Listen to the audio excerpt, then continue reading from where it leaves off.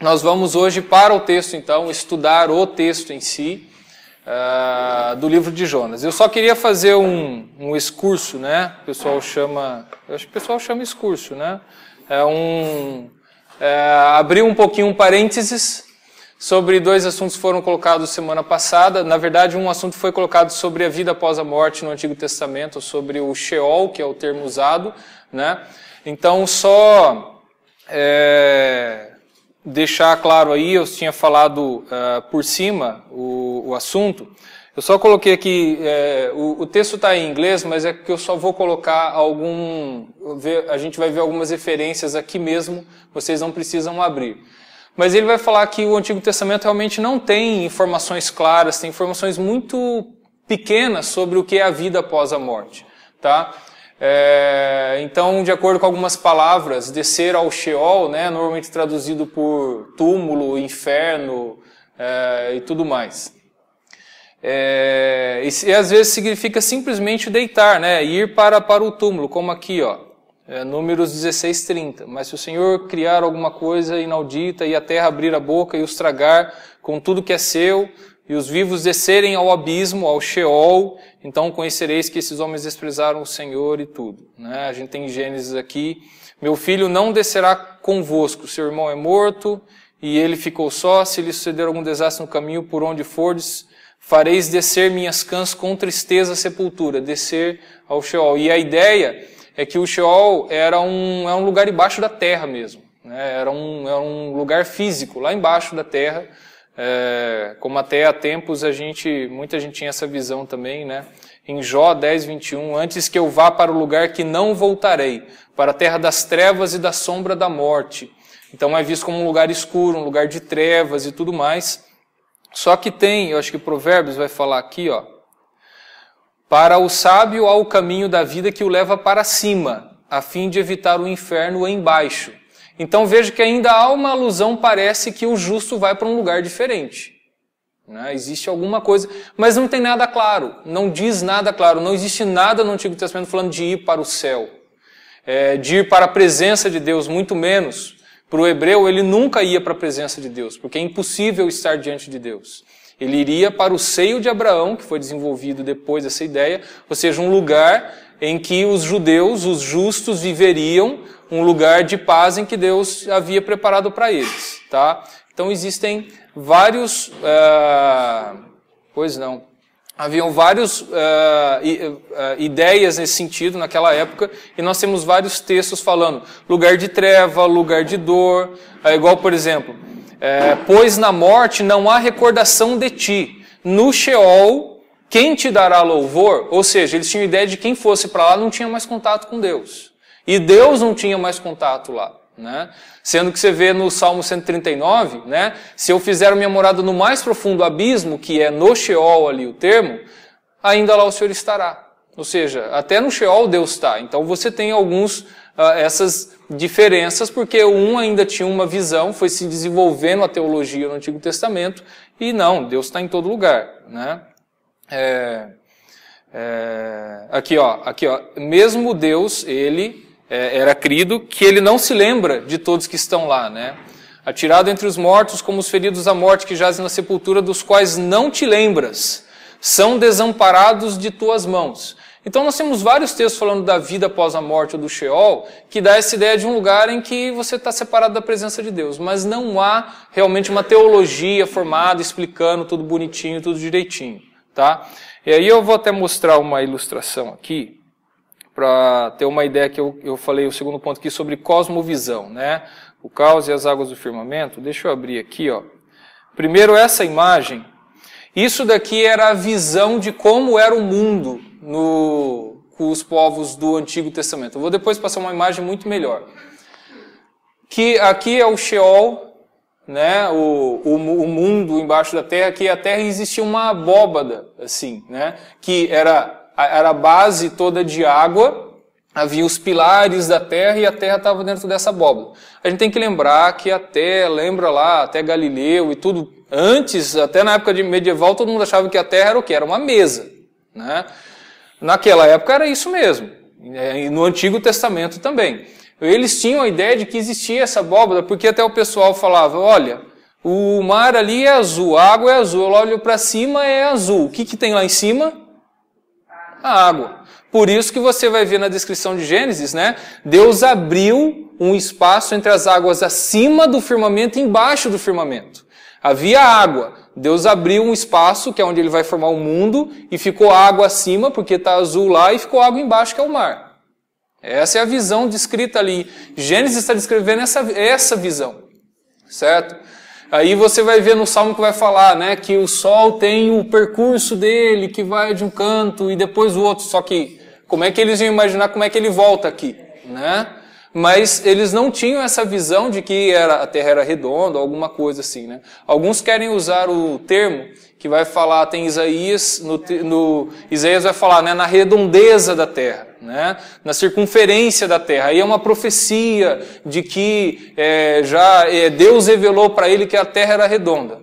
Não é por aí, é nessa visão que eles têm. Tá? O pessoal da época não tinha a visão de que a Terra era redonda, realmente.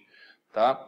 Então, você vê tantas outras coisas que Deus não revelou, e esse não era o ponto de Deus revelar. Não, eu vou falar para Isaías falar exatamente certinho o que né? Que a Terra é redonda e tudo mais. Então, é dessa forma. Inclusive, você tem aqui alguns lugares, quando você vai ver o dilúvio, vai falar que as comportas dos céus foram abertas. Por quê? A água lá do céu caiu, porque foram abertas comportas da água que estava lá em cima e inundou a terra. Então tem uma imagem melhor, deixa eu ver se ela está por aqui. Não, esse daqui não é melhor. Esse daqui eu usei para fazer propaganda de Jonas, né? Se tudo que você sabe é a baleia gulosa em Jonas, você tem que falar mais sobre isso, né? Aqui. Esse aqui é um designer que pegou aquela imagem e fez uma versão bem melhor, tá?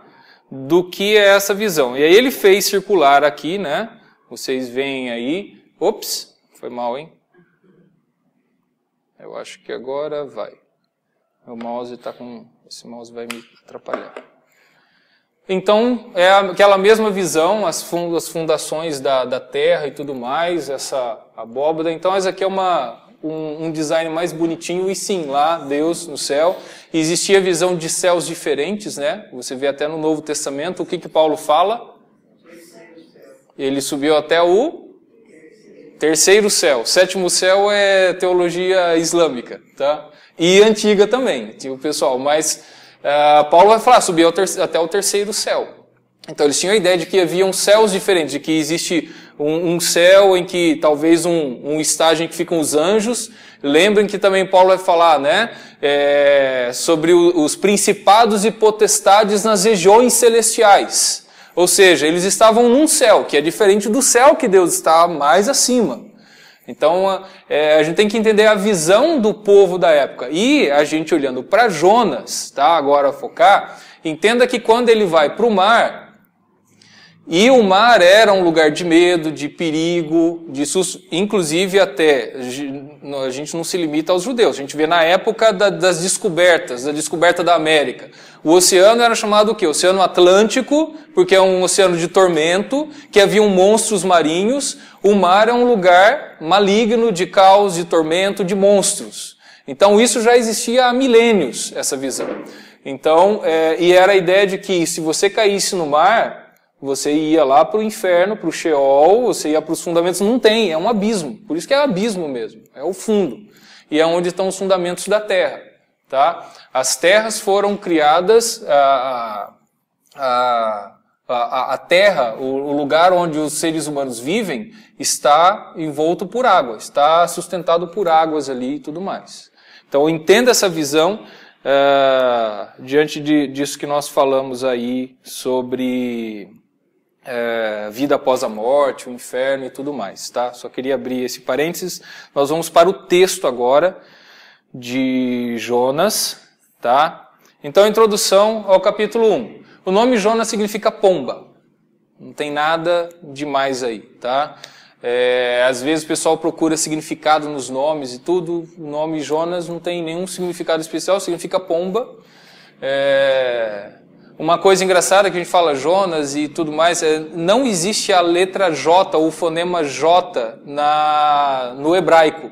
Por isso, Jeová, Jonas, Josué, nada existe, é tudo I, né? É Jonas, é Yahvé, não existe o J no hebraico. Então, se você fosse até para testemunhas de Jeová, né? Eles falam que o nome é Jeová, não existe nem o J em hebraico, então é engraçado isso. Então, o nome Jonas, a introdução ao livro, que é os versículos 1 a 3, ele é uma introdução muito simples, muito resumida, e a razão de ser pode ser o seguinte: a história é autoexplicativa, não requer detalhes, informações de fundo para transmitir sua mensagem, é uma história muito direta, muito simples, então não fica, olha, Jonas, no ano tal, no tempo tal, que aconteceu isso, então ele é super simples. Vê a palavra do Senhor a Jonas dizendo, faz tal coisa, Jonas foi lá e desobedeceu. Introduções curtas são encontradas em histórias de profetas, particularmente nos livros de Reis. Alguém, por favor, abra 1 de Reis 17:1, outro abra 1 de Reis 19:19, alguém abra 2 de Reis 19:2. Acho que tá bom, a gente nem precisa ir na Uda lá. Então, 1 de Reis 17:1 e 1 de Reis 19:19. Alguém leia, por favor. 1 de Reis 17:1.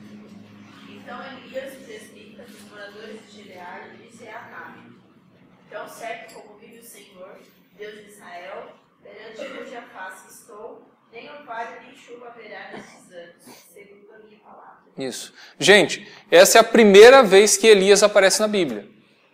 Não fala dele antes. Começou a falar dele agora, já fala. Então, inclusive já começa com um então, não faz nenhuma introdução. Então Elias, o tesbita, falou tal coisa. Não vai falar assim, Elias, que era tal cara, em tal momento, tudo. Só fala, Elias. E já começa a colocar o que ele fez. É o mesmo caso com Eliseu, 1 de Reis 19:19. Alguém leia, por favor. Partiu, pois, Elias dali e achou Eliseu, filho de Safate, que andava lavrando com 12 juntas de bois adiante dele. Ele estava com a 12ª. Elias passou por ele e lançou o seu manto sobre ele. Isso. Então, a mesma coisa. Eliseu não tinha aparecido ainda. Apareceu desse jeito, abruptamente. O último, 2 de Reis 19:2. Alguém leia, por favor. Então enviou a Eliaquim, o mordomo, a Séculos de Livão, e os anciãos dos sacerdotes cobertos de pano de saco, ao profeta Isaías, filho de Amós. Isso, só fala o profeta Isaías, filho de Amós, não explica mais nada. Ele aparece ali e acabou a história. Tá? Então, esse negócio de... Alguns falam, se fosse uma história mesmo, Jonas, ia ter uma introdução explicando e tudo. Não, a gente tem vários casos em que o profeta aparece, conta a história dele e acabou. Não fica dando um monte de introdução. Tá? Agora, aqui, provavelmente Jonas estava em Samaria quando ele recebeu a palavra do Senhor. Samaria é a capital do Reino do Norte, de Israel, né? Então, deixa eu ver aqui, ó. Nós vamos ver aqui nos mapas.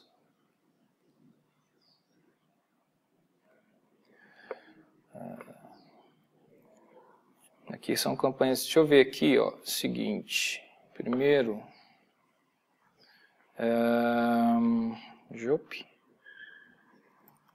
vamos para Jope primeiro, nós vamos ver aqui o seguinte, ó, não, mas não é esse daqui que eu quero mostrar exatamente, pera um pouquinho, Ctrl 2, isso, esse daqui. Esse daqui ainda estão os reinos misturados, mas você tem Judá aqui e Israel, que é o reino do norte. Está muito ruim de ver aqui. Espera um pouquinho. F11. A gente aumenta. Reino do norte. Então, o reino do norte, Israel. Reino do sul, Judá. Aí a gente pensa o seguinte, ó. Você vai ver que Gat-Hefer, né, acho que é o nome da cidade de Jonas, está aqui, ó. Está nessa região aqui. Então, se Jonas estivesse na cidade dele, que é essa região, e Deus falasse, vai lá para Nínive, e ele decidisse, eu vou fugir para o mar, eu vou fugir para longe de Deus, ele poderia ter vindo para Dor, que é o porto mais próximo da cidade dele. Agora, se ele estivesse em Samaria, ele poderia ter vindo para Jope, que é onde ele realmente foi. Além disso, o texto lá de 2 Reis 14, 25, que fala de Jonas, que ele profetizou na época do rei Jeroboão, que era rei do Reino do Norte, em que a capital é Samaria. Muito provavelmente ele tinha o ministério dele na capital, em Samaria, como a maioria dos profetas iam para as capitais, seja Samaria, seja a capital do Reino do Sul, Jerusalém. Tá? Então, muito provavelmente, Jonas estava... Vai, meu amigo, sai daí. Estava aqui em Samaria. Ele poderia ter ido para Dor aqui e tudo, mas ele foi para Jope, tá? Então ele veio para cá. Por isso é muito provável que se ele tivesse aqui na cidade dele aqui nessa região, ele não ia descer até Jope, tá? Então por isso que dizem ele devia estar realmente em Samaria, tá certo? Agora, outra coisa importante de perceber aqui é que Jope está na Filistia. Está na terra dos filisteus. Israel nunca realmente conseguiu, por vezes, dominar os filisteus, puxar eles de volta e fica nesse vai e volta, mas no fim, os filisteus sempre conseguiram se segurar por aqui. E Jope era um porto não judeu, não hebreu. E é por isso que o Jonas vai ter a companhia de vários homens pagãos, que na verdade no navio ele é o único não pagão, certo? E aí a história vai se desenvolver nessa dinâmica também de Jonas ali, tá certo? Então é importante entender, a gente percebe por isso que muito provavelmente Jonas estava em Samaria, no ministério dele lá em Samaria, e ele foi para Jope, que era o mais lógico. Se ele estivesse na cidade natal dele, ele provavelmente não iria para lá, tá certo? Versículos 1 a 3, estejam acompanhando aí, ou vendo, mas nós vamos ver o seguinte, nós vamos começar a olhar para o texto, né? A abertura veio a palavra de Yahvé a Jonas, é similar à introdução de outros livros proféticos. Você vai ver em Oséias 1:1, Joel 1:1, eu gostaria que alguém abrisse pelo menos um desses profetas aí, tá? Ou Oséias, ou Joel, ou Miqueias, e leia pra gente, para ver como é similar, é parecido a introdução. Alguém lê, por favor? Joel 1. Isso. Palavra do Senhor que foi dirigida a Joel, filho de Petuel. Isso. É bem similar, certo? Por que a gente está enfatizando isso daqui? Por que é importante você ver que é similar? O texto, desde o primeiro versículo, ele está colocando Jonas como um profeta. Não há o que discutir se Jonas é profeta ou não. As atitudes dele depois podem dizer quem ele realmente é. Mas o autor está dizendo, ele é um profeta. Porque ele é introduzido assim como outros profetas, tá certo? Então, a abertura do livro mostra isso. Outro ponto, quando vai falar de Nínive, a grande cidade, esse grande cidade pode ser grande não dando uma conotação de tamanho, e sim de importância, tá? E isso não é claro no texto. Não tem como você saber claramente no texto se está falando de a cidade é grande em tamanho. O texto vai dizer que ela é grande em tamanho, lá no capítulo 3, era cidade grande de 3 dias para percorrer. Tá? Mas você não sabe se o grande significa, se Deus está falando que ela é importante, como também em outros textos vai falar que ela é importante, né? Para Deus. Então, outra particularidade do texto aí. Continuando aí, versículos 1 a 3. Clama contra ela, deixa eu ficar aqui com o texto. Veja só, versículo 2, dispõe-te, vai à grande cidade de Nínive, ou a importante cidade de Nínive, e clama contra ela, porque a sua malícia subiu até mim. Então Deus fala para Jonas, vai e clama contra ela. Então Deus já está falando para ele, eu vou dar uma palavra para você falar contra ela, ou seja, uma palavra de punição. Né? Uma palavra negativa, ele sabia que era.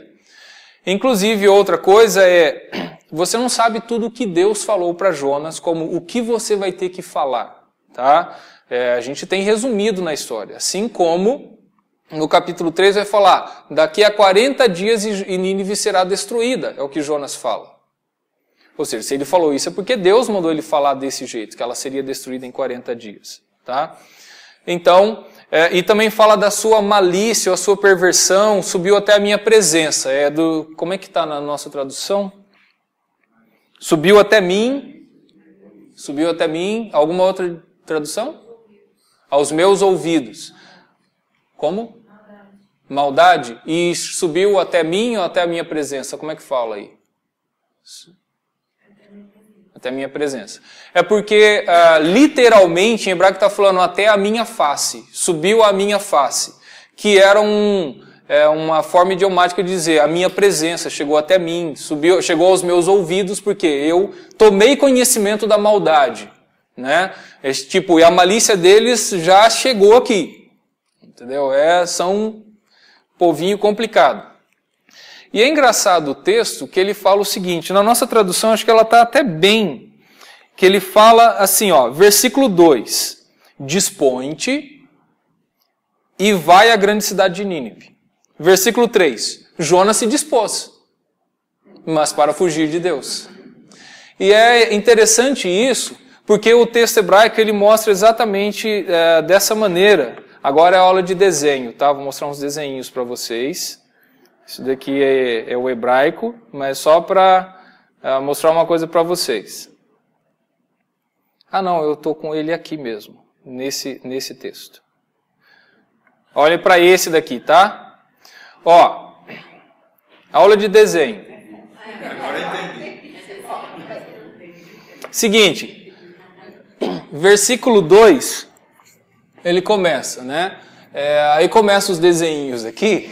Mas isso aqui é o levante-se, tá? Isso aqui é um imperativo. Ó, presta atenção nessas duas letras, tá? Ignora essa do meio aqui. Você vê que no versículo 3, são as duas letras também, tá? É só a forma da palavra que muda, isso aqui é uma vogal, então ela não está aqui por causa da forma.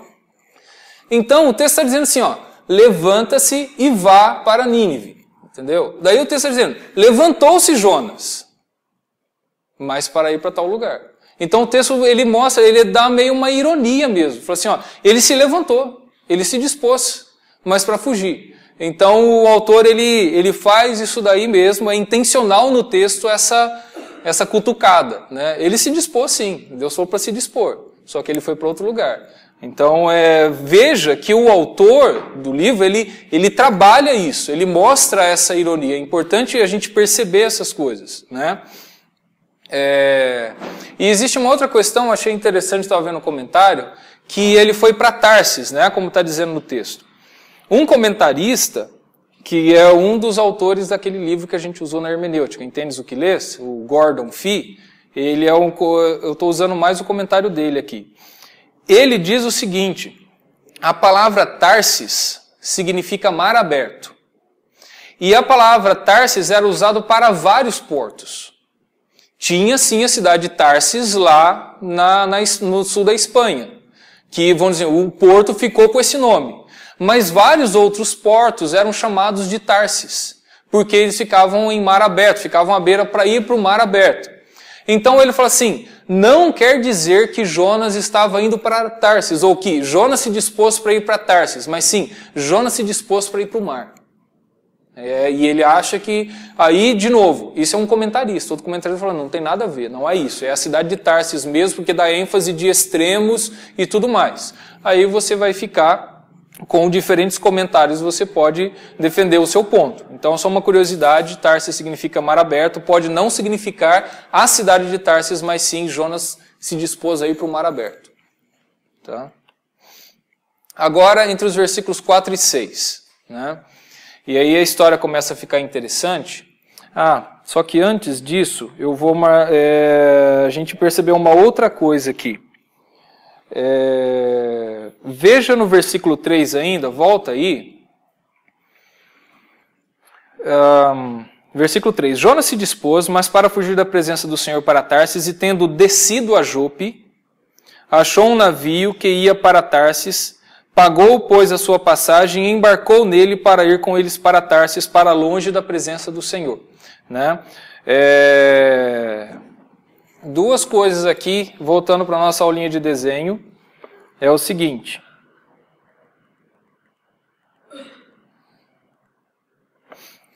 O autor enfatiza duas vezes fugir da presença do Senhor, tá? Ele fala, ele se dispôs, mas para sair da presença do Senhor. E sair da presença do Senhor. Inclusive, eu já podia até mostrar uma outra coisa, quando Deus fala lá, chegou até a minha presença, é essa mesma palavra aqui, tá? Chegou até a minha presença mesmo. Só que é o seguinte, o texto aqui também está dizendo que se dispôs Jonas e tudo mais, e ele desceu até Jope, e essa palavra é descer mesmo. E quando ele entra no navio, ele desceu para dentro do navio. Tá? E é importante você perceber isso, porque depois, quando ele é jogado no mar, ele desce até o Sheol. Jonas, enquanto ele está desobedecendo, ele está descendo e descendo e descendo, até chegar no fundo do poço, até chegar no inferno, que é o que ele vai falar. O Senhor, eu cheguei até o Sheol. No poema dele ele vai falar isso. Então, o autor também está colocando, essa atitude de Jonas está levando ele a ir para baixo. Ele está descendo. É isso que o texto está mostrando também. Jonas está descendo, está descendo, está descendo. Ele desce até Jope, ele desce para dentro do barco, e depois lá no versículo, no final do capítulo 1 e no começo do 2, ele desce, ele vai até o inferno. Ele está descendo. Aí Deus vai o ressuscitar. Tá? Então, percebam isso, né? Então, agora acontece o seguinte, o que fica interessante é que a partir entre os versículos 4 e 6, vem a tempestade, né, uma tempestade muito forte, e aí a gente vê que aí no versículo 5, os homens começam, os marinheiros começam a clamar cada um ao seu Deus. Porque o mar está muito forte, foi uma tempestade súbita, eles ficaram ali se questionando o que aconteceu, começaram a cada um clamar ao seu Deus. Essa questão aí deles jogarem as cargas, olha, versículo 5. Então os marinheiros cheios de medo clamavam cada um ao seu Deus e lançavam ao mar a carga que estava no navio para o aliviarem do peso dela. O texto, do jeito que está dizendo, no hebraico está falando assim, para aliviarem o peso de sobre eles. Não sobre ela, sobre a embarcação. Então, alguns querem dizer que esse jogar as coisas ao mar, estavam oferecendo sacrifícios a deuses, principalmente ao mar, que é Yam em hebraico, era um deus também, o deus mar. Então, eles deviam estar oferecendo sacrifícios ao deus mar, então jogando as cargas para oferecer sacrifício. Isso é uma interpretação de alguns. Eu acho, como alguns outros, como intérpretes acham, que não é esse o ponto, que não é nada disso. Existe um acordo, desde aquela época, de quase 2000 anos antes de Cristo, de que o capitão do navio ele tinha o direito de jogar toda a carga, se fosse para salvar as vidas dos marinheiros. E ele não podia ser cobrado por ter perdido a carga. Isso é um acordo que existe há milênios já.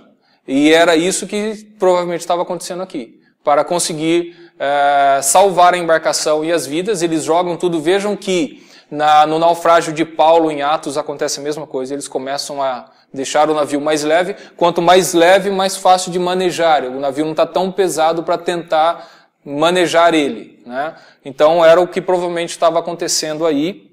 Eles estavam jogando as cargas para fora do navio para tentar ser mais fácil de manejar. Pois não, dona Emma? Então é pela lógica e não pela mística.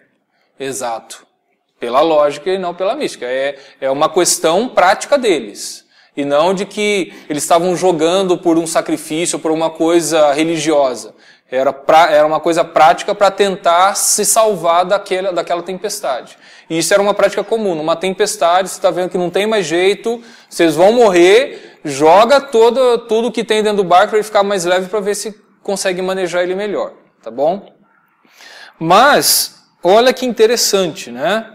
Ainda no versículo 5, eu coloquei versículo 6, mas é o 5, né? Jonas, porém, havia descido ao porão, agora o texto está colocando aqui, né? E se deitado e dormia profundamente.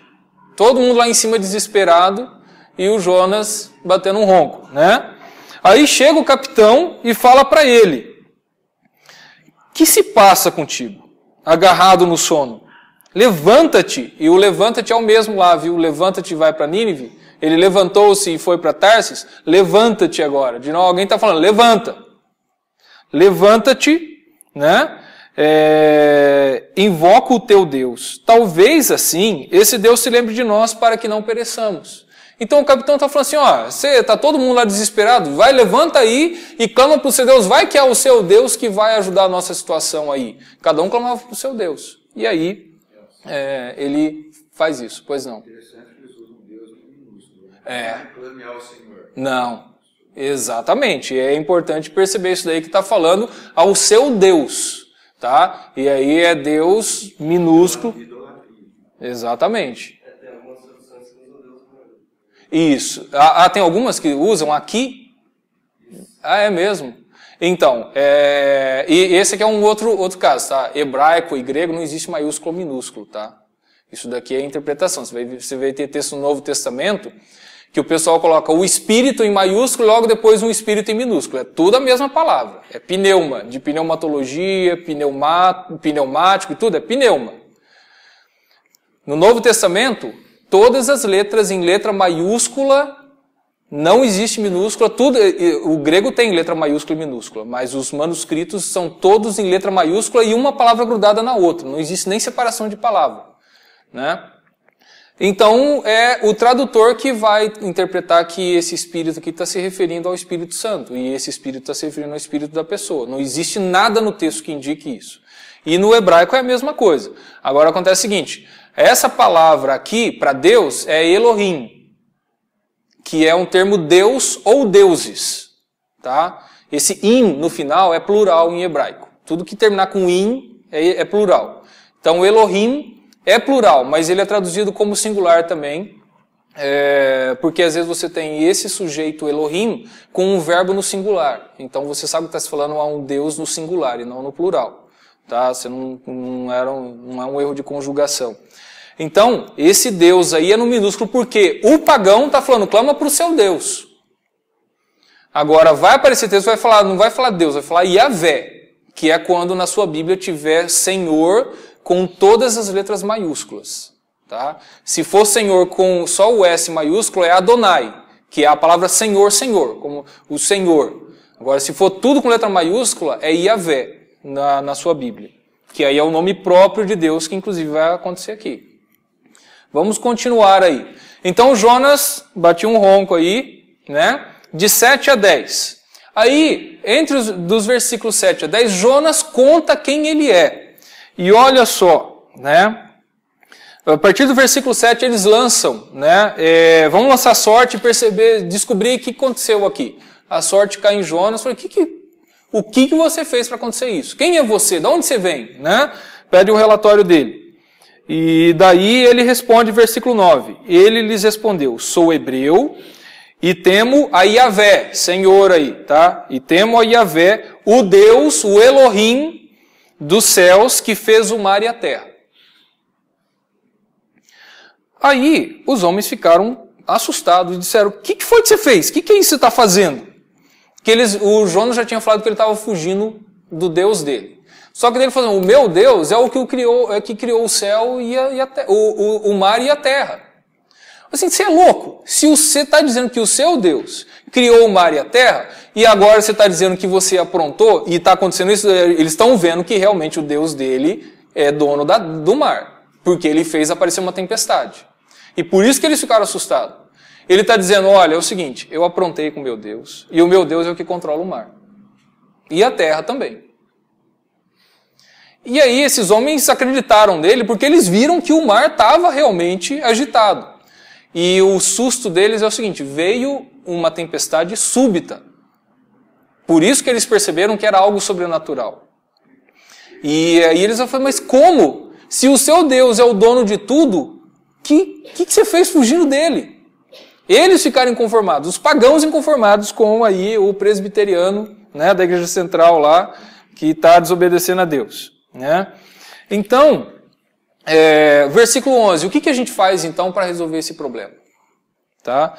Aí, versículo 12, ele fala, olha, vocês me jogam no mar, caiu o mar, vai se acalmar. O texto não explica por que Jonas sabia que pulando no mar ele ia resolver a questão, né? Não está falando nada disso. Mas ele entendia, bom, Deus quer a mim, se eu sair do barco, o barco vai ser salvo, porque eu sei que o problema sou eu e Deus me quer. Então, ele também pensa assim, ó, me joga, eu morro, já acabo meus problemas, tá? Estou fugindo de Deus mesmo, então, isso. E o Jonas, talvez a ideia dele de fugir era assim, ele sabia que ele não tinha como ir em Tarsis, Deus ia estar lá. Mas o texto diz que ele fugiu da presença de Deus, porque havia a ideia de que Deus estava ali na terra de Israel. O templo, a questão de presença, de local, era a teologia da época. Até, né? Eles estavam na Babilônia, quando é que eu vou voltar? Salmo 42, né? Será que eu vou ver de novo o seu templo? Será que eu vou voltar para a sua presença? Existia muito essa visão de presença ali, né? Local físico. Então Jonas falou assim, quanto mais longe eu for, aí eu vou para longe, para o meio do mar, eu vou para Tarsis, aí Deus falou assim, bom, aquele sem vergonha profeta meu, desobedeceu, não tem problema, eu levanto o outro e mando para Nínive. Então o Jonas talvez pensasse assim, se eu fugir, Deus deve levantar outro cara para ir para Nínive. Só que Deus não concorda muito com o Jonas. Pois não, Jesus. Ou será que quando ele falou assim, me joga no mar, assim, meio afogado e acabou logo? Então. O mar do jeito que estava, me joga e acabou a história. Mas o que ele entendeu é o seguinte, se eu for para o mar, tipo, a ira de Deus está aqui, porque eu sei que eu sou desobediente. Quem sabe eu caindo no mar, Deus libera esse barco, né? Eu sei que o problema sou eu. Pelo menos ele foi sincero, né? E aí ele me joga no mar e tudo mais. E provavelmente era o que ele pensava. Bom, eu vou ser jogado no barco, o que vai acontecer? Eu vou morrer. Só que Deus tinha outro plano para Jonas, né? Então, prestem atenção nessas coisas. Pois não, dona Emma? Então, essa ideia da presença local de Deus é mais ou menos parecida ou é igual à que nós temos hoje no Novo Testamento, quando nós nos reunimos para estudar a Bíblia ou para orar, muitas pessoas costumam dizer, né, quando 2 ou mais estiverem reunidos em meu nome, eu estarei. É a mesma ideia da presença específica? Sim. Deus. Para o judeu era muito mais forte, porque, tipo, na época do templo, Deus está ali dentro do templo. E ele só está ali. Por quê? Até Daniel, quando ele recebe a notícia de que ele não pode mais orar, ele ora 5 vezes ao dia, como? Abre a janela, voltado para Jerusalém, porque eu quero estar em direção a Deus. Então a ideia da presença de Deus, e é por isso o grande ódio da Babilônia.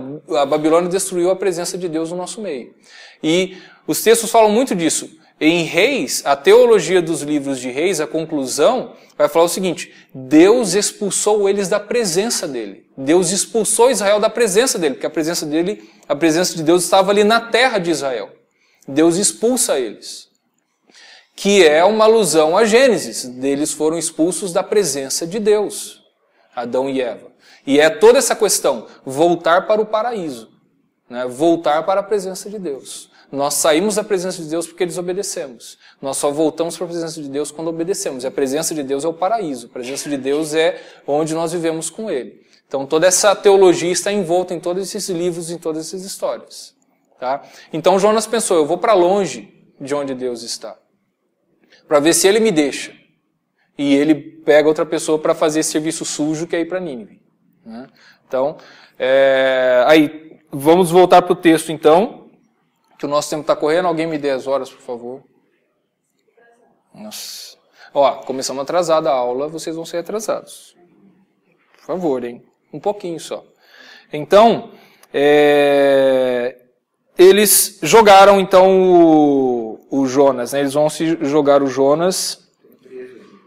Entretanto, os homens remavam, esforçando-se por alcançar a terra, mas não podiam, porquanto o mar se ia tornando cada vez mais tempestuoso contra eles.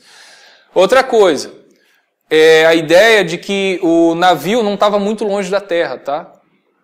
Inclusive era a prática do pessoal, né, na época, até na época das grandes descobertas e tudo, o pessoal não ficava andando, pegar o meio do mar assim, ficava andando pela costa o quanto podia. Como até hoje, né, os aviões também quando cruzam o Atlântico, eles vão, né, você vai para a Europa, você vai subir até o Rio Grande do Norte, o avião vai até o Rio Grande do Norte, na costa. Porque se tiver alguma emergência, está perto da água. Aí quando chegou no ponto mais extremo, que ele cruza, vai até a costa da África, depois sobe para a Europa. Ninguém vai entrar no meio do mar. E navio faz a mesma coisa.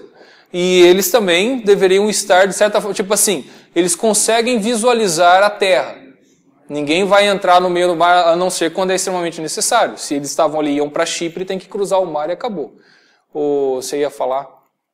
Olhando o texto aqui, Uhum.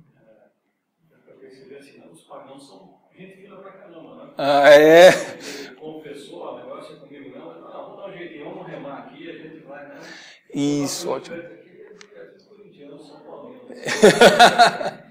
Mas enfim, eles não acreditavam nas forças dele, e muita gente faz isso também, né?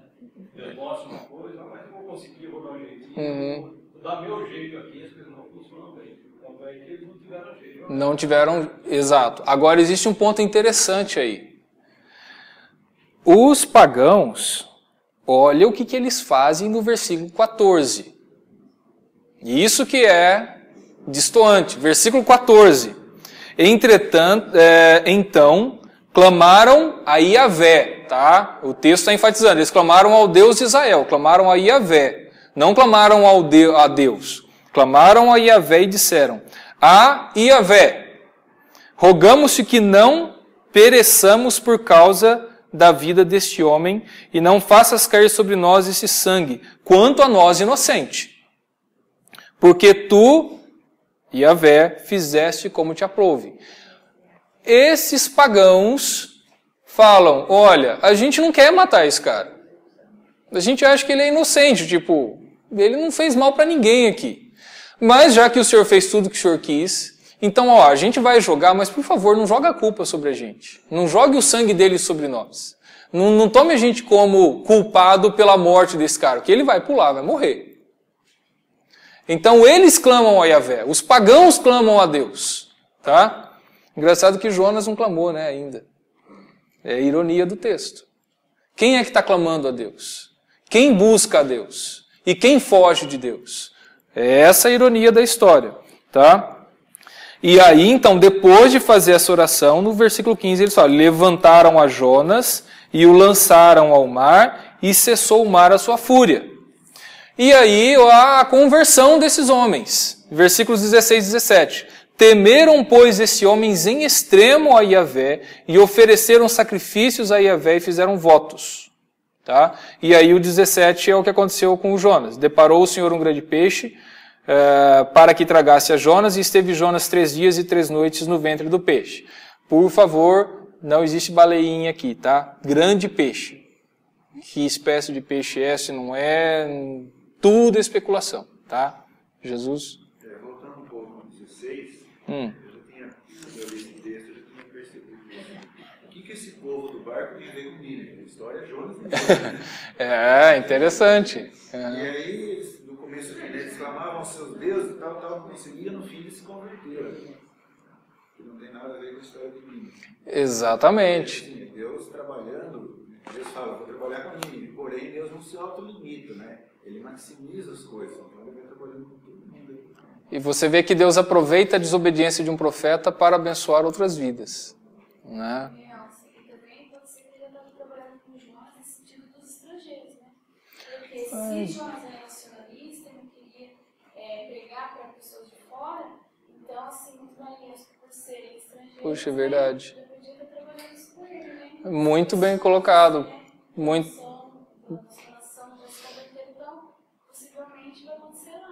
Exatamente, muito bem colocado, muito interessante essa visão realmente, porque você vê que talvez Deus aproveitou para já dar um tratamento em Jonas, né? Aproveitou a vida desses homens, né? Para falar assim, então, né, Jonas? Tem os pagãos aí, os caras não querem te matar, eles clamaram por sua vida, Né? Buscaram, tipo, você falou qual é a fórmula da salvação, me joga fora. Eles, apesar dessa fórmula, eles ainda tentaram remar.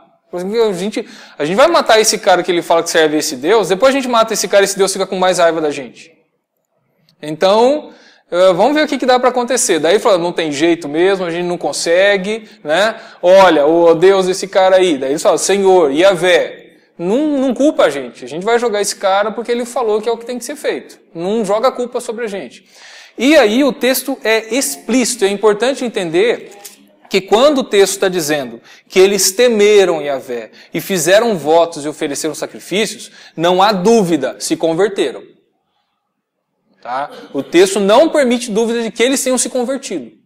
É engraçado, no hebraico, fala assim, votaram votos e sacrificaram sacrifícios. É dessa forma que se coloca em hebraico, né? Por isso que também a gente tem essas repetições e é exatamente assim, o texto é muito claro em dizer, eles fizeram votos a Yahvé. E está falando, não a Deus, a Yahvé, dando um nome próprio de Deus, falando, não há dúvida da conversão deles. Dona Emma? E hoje a gente pode aprender aqui com Jonas e com esse grupo de não cristãos, né, que nós não precisamos nos preocupar, porque na capelania eu já toquei muito com pessoas assim, eu não vou fazer esse trabalho de capelania porque eu não sei pregar, eu não sei falar de Deus. Às vezes pessoas que nasceram na igreja, não sei falar de Deus, não sei me aproximar de uma pessoa e falar de Deus. Jonas falou da culpa dele. Olha, eu sou culpado. Então, mesmo que a gente não saiba falar de Deus, se a gente falar, olha, eu creio num Deus grandioso e eu ainda não consegui ser importante na presença dele, Sim. que Jonas quer falar, né? Deus usa isso para converter as pessoas. Então, se a gente for humilde e se a gente se esforçar, eu acho que Deus usa a todos para levar a mensagem dele. Com certeza. A gente vê realmente nesse caso de Jonas e até ele, que ele falou, quem é você? E olha o que ele significa, eu sou hebreu, né? E eu sirvo a Yahvé, o Senhor, o Deus que criou o mar e a terra. E interessante porque assim, em muitos textos do Antigo Testamento vai descrever Deus, o Criador dos céus e da terra. Vejam que Jonas fala o Criador do mar e da terra. Porque ele está enfatizando, o que está acontecendo aqui no mar é obra do meu Deus. Então ele muda a fórmula Criador do céu e da terra para a fórmula Criador do mar e da terra. Porque ele está enfatizando, olha, o meu Deus tem controle sobre o mar. Tá? Aí alguns vão colocar assim, tá vendo? Essa ênfase está mostrando de novo que Yam, que é o Deus do mar, não é Deus, e que Yahvé é Deus e tudo. Você pode ver isso, mas se você olha aqui, veja que o livro foi escrito para judeus, para hebreus, e a ênfase é falar da misericórdia de Deus, ou isso, aquilo, tudo mais, talvez eles não sejam tão preocupados em ficar falando de debate entre outros deuses. Não há dúvida de que Yahvé é Deus aqui sobre todos. Né? Então, talvez a gente não precise enfatizar, colocar essas coisas. Pois não, Regina? Como Deus está no controle de tudo, se Jonas não tivesse ido no barco, aquele pessoal não ia se converter. Sim, sim. É o modo que Deus usou, conhecedor de tudo, né? Ele usou, mas antes de você ir para ali, você vai converter aquele povo lá, você vai trabalhar com eles lá. E eu nunca esqueço uma vez o pastor Ari falando que ele estudou no seminário, e eu não estudei, porque eu não lembro de ter tido essa aula, falando sobre a economia de Deus, ou seja, de que Deus, ele nunca desperdiça poder, e nem, ele não esnoba, eu posso fazer isso, vou fazer tal coisa. Não, tudo que ele faz tem um propósito, é tudo muito, muito bem planejado. E que seja, vamos supor, esse daí vai desobedecer, tá bom, eu estava precisando de alguém mesmo lá para converter aqueles lá, ele vai, tá tudo sob controle. Ele pensa que ele está saindo dos meus planos, ele pensa que tá tudo sob controle. Então, é como a Regina está colocando aí, né?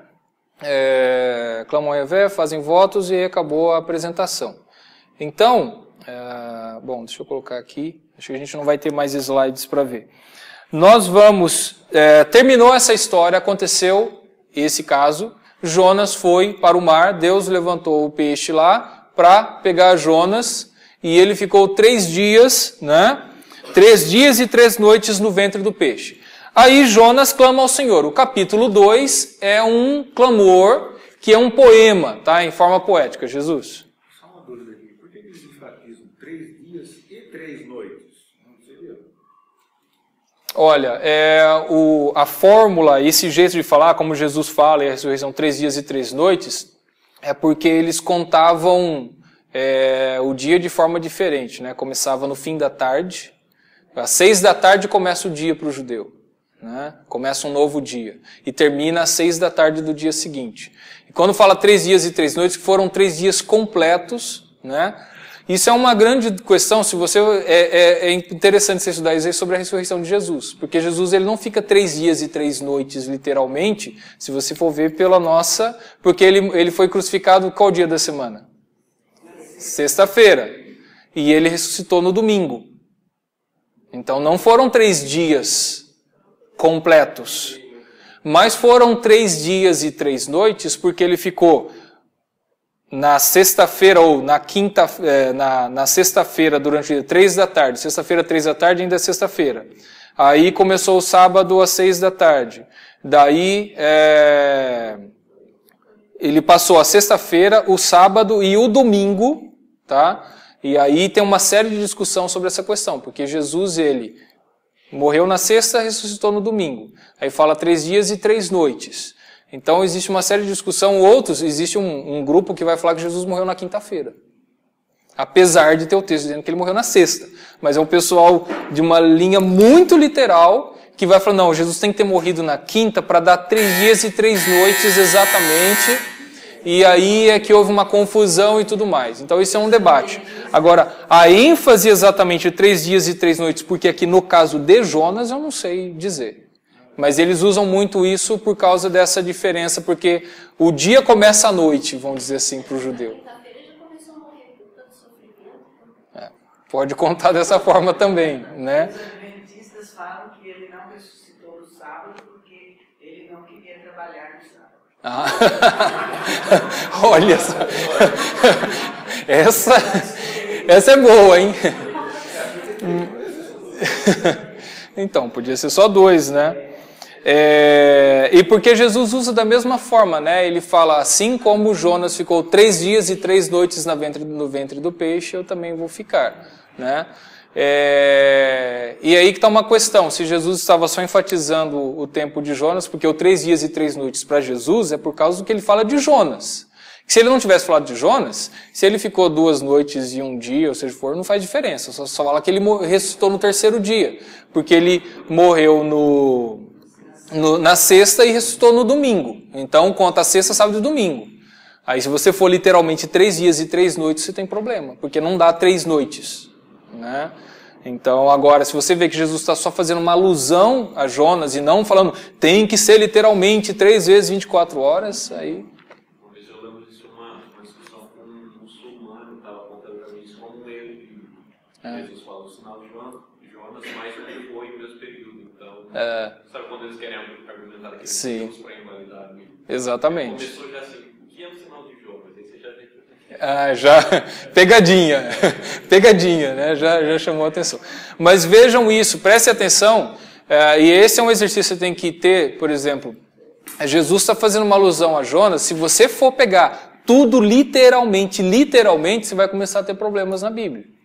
Porque se você perceber o que Jesus quer dizer com o sinal de Jonas, o que ele quer dizer com esse período e tudo, aí você vai ver mais a mensagem do que eu tenho que historicamente, literalmente explicar tudo. Aí você vai ter alguns problemas, principalmente no Novo Testamento, com os evangelhos e tudo. Vamos terminar aqui que o nosso tempo já buzinou aqui, mas a gente só precisa dar uma olhadinha no capítulo 2, a gente não vai ver versículo por versículo, só passar algumas coisas. O capítulo 2... é essa oração de Jonas, né? Capítulo 2, versículo 1. Então Jonas, do ventre do peixe, orou ao Senhor seu Deus e disse: na minha angústia clamei ao Senhor e ele me respondeu do ventre do abismo. Gente, alguém sabe o que são esses textos? Alguém sabe dizer o que são esses textos? O salmista também fala na minha angústia Exatamente. Na verdade, o capítulo 2 é uma coletânea de versículos, pedaços de salmos. Tem um monte de salmos juntado aí, tá? Deixa eu ver se essa Bíblia aqui mostra. Aqui, ó. Na minha angústia clamei ao Senhor e Ele me respondeu. Aqui, na minha angústia clamei ao Senhor e Ele me respondeu. Segundo de Samuel 22:7, Salmo 18:6, Salmo 121:1. Né? Do ventre do abismo gritei e tu me ouviste a voz. Do ventre do abismo gritei, cadê? Salmo 131. Das profundezas clamo a ti, Senhor, ou do abismo clamo a ti, Senhor. Lamentações 3:55. Da mais profunda cova, Senhor, invoquei o teu nome. Né? E por aí vai. Até esse daqui do Salmo, acho que 42, né? Aqui é o versículo 3. Pois me lançaste do profundo, no coração dos mares, e a corrente das águas me cercou, todas as tuas ondas e vagas passaram por cima de mim. Né? O 42. Um abismo chama outro abismo, ao fragor das tuas catadupas, todas as tuas ondas e vagas passaram sobre mim. Né? Aí, ó. Então, é muito parecido o texto. Tá? Catadupa. Eu também falei, que palavrão é esse, né? A catadupa é o mexer da onda, quando ele já chegou na areia e ele está mexendo, e as ondas e as vagas é a volta da onda. Quando a onda está voltando, é o que eles chamam de vagas. Então é todo essa bagunça aqui. É o capote. Pronto! Está explicado. Tá vendo? Tem que traduzir a Bíblia na linguagem de hoje, né? Levei bastante caldo e um monte de capote, né? Pronto, é isso que o salmista quis dizer. A Bíblia na linguagem de hoje, tá vendo? Então, aqui são vários salmos, tá? Juntados. E aí que está uma questão. O mais provável é que o autor de Jonas, ou Jonas, quando ele, vamos supor, aí a gente vai começar de novo naquela historicidade. Mas como é que Jonas é uma coletânea de pedacinhos de salmos, de textos, então quer dizer que esse texto foi forjado. Não foi exatamente o que Jonas orou. Olha, lamento informar, mas realmente não foi exatamente o que Jonas orou.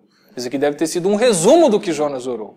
E você imagine que Jonas orou por 3 dias.